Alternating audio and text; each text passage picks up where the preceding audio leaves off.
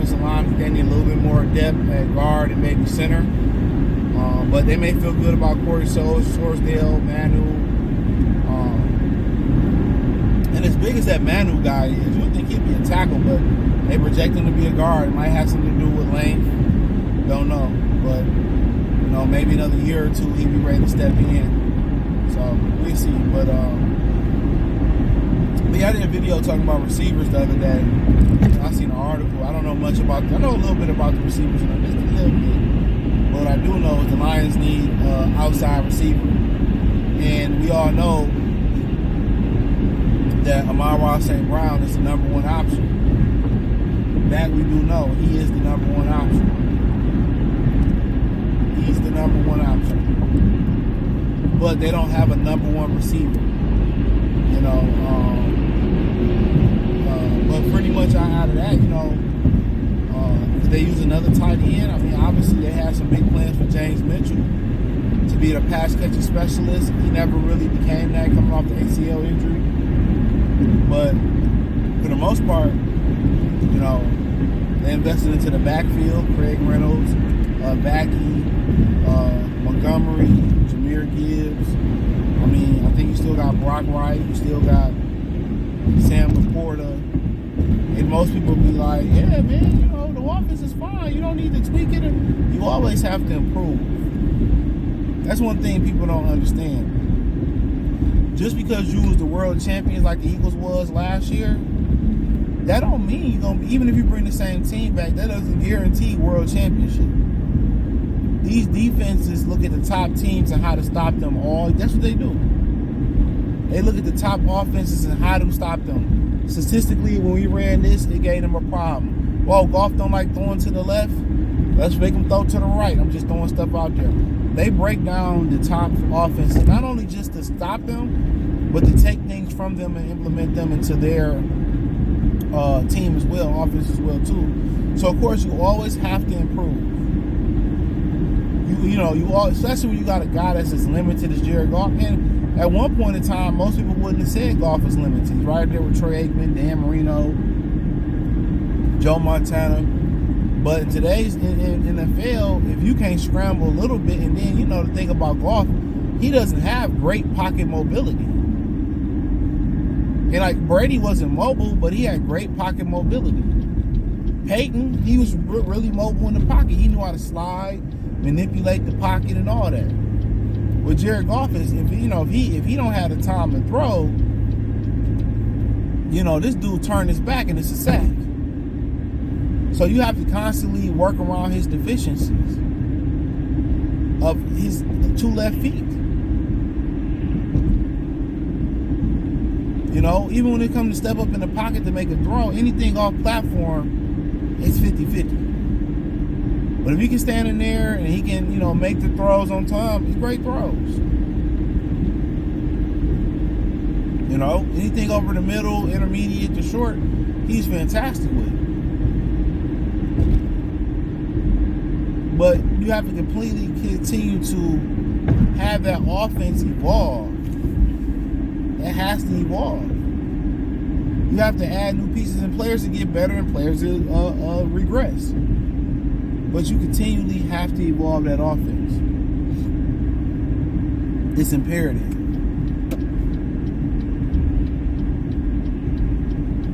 It's imperative. Because, players get worse, players get better, but also defenses is looking at what you're doing.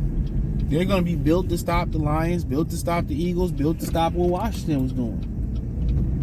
Stacking the box, dropping people in coverage. And so for the most part, one of the advantages that the Lions got, or it could be a disadvantage, is a new play caller. What is he going to see and bring to the table? That's the question. What is he going to see and bring to the table? That's $1 million question. What is he going to see and bring to the table? Because, somebody with a third person point of view is always going to see something that you may not necessarily see on the outside looking in. So they're going to make some tweaks. They're going to make some improvements, and that's just what it is. They're going to make tweaks and improvements when they come in. David Shaw and John Morton. You know, they might run more inside. They might use a fullback more. But, yeah, there's definitely room for improvement. You know, just thinking about it outside the offensive line and the turnover that they going through, you know, they need a number one receiver. And just see, like, really talk, when you look at the draft, and I ain't say this in the receiver video, when you look at the draft, there's a plethora of slot receivers coming out. You know what's so funny is, you know, women are saying that they don't make guys tall anymore.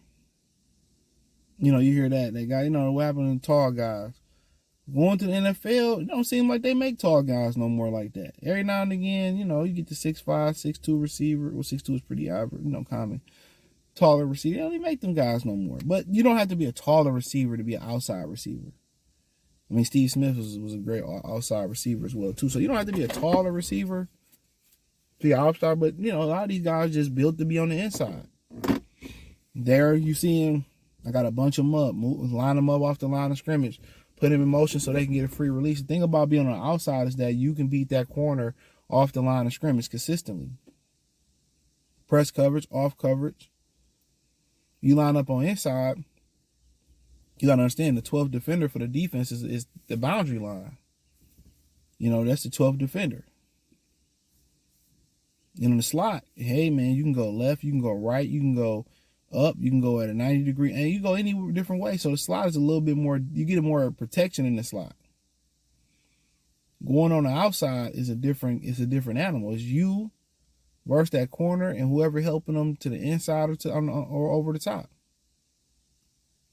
Now, Marvin Harrison Jr., he wasn't, Marvin Harrison Sr., he wasn't 6'4", 6'5", he was 6 feet, I believe. Steve Smith, 5'9". You did have your Muhsin Muhammad, your Brandon Marshalls, your Calvin Johnsons, your Terrell Owens, your playmakers, Michael Irvins. But, yeah, you just got to have that skill set. And that's what the Lions missing. And if they had that in their offense, it would unlock a lot. It would unlock a lot for them. If they had that in their offense for a guy that can just, you know, beat press coverage on all, just one guy. At a high level, at a semi-high level, that's what they're missing. They're missing that guy. Another slot receiver, they don't need that.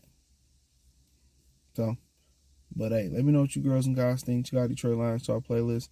Hit the link tree. Find me on X, Instagram, Spotify, Anchor, Cash App, Venmo, PayPal, Amazon, Kick, Twitch. You know, everywhere inside the link tree is the first link in the description. Check my other platforms out too. Check out Detroit Lions Talk playlist. Peace.